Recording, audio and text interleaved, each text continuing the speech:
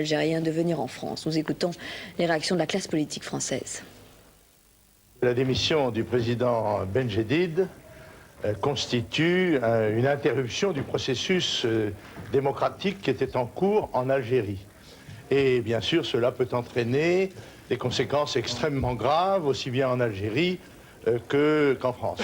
J'exprime donc le souhait que la parole soit laissée au peuple algérien et qu'il puisse s'exprimer tant dans les élections législatives, au deuxième tour prévu, que pour les élections présidentielles qui devront avoir lieu après la démission du président de la République. Dans une formule désormais traditionnelle, réitérer sa préoccupation devant les événements et sa volonté de les suivre avec la plus grande attention.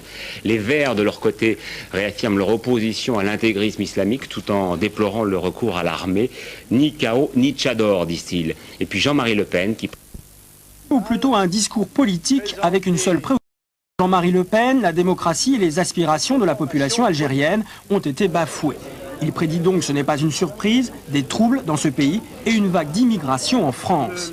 Au nom de la démocratie, il regrette que le Front islamiste du Salut ait été frustré de sa victoire, d'autant qu'apparent paradoxe, le Front national et le Fils auraient pu faire bon ménage. Je dois dire que j'espérais des principes affichés par le Fils, de revendication d'un nationalisme algérien qui s'étendait en quelque sorte à ses ressortissants dans le monde et qui exprimait le vœu de les voir rentrer. Nous étions prêts à entretenir des relations positives avec les gouvernements en regard de notre intérêt commun.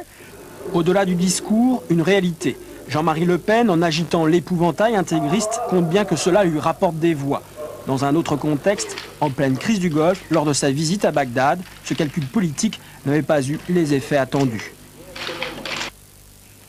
Enfin, j'ajoute que le ministre de l'Intérieur, Philippe Marchand, qui lui aussi présentait ses vœux à la presse, a souligné qu'en cas d'afflux en France d'Algériens fuyant la situation, eh bien, seul le droit serait appliqué. Le simple fait d'être opposant n'ouvre pas systématiquement le bénéfice du droit d'asile, a-t-il dit.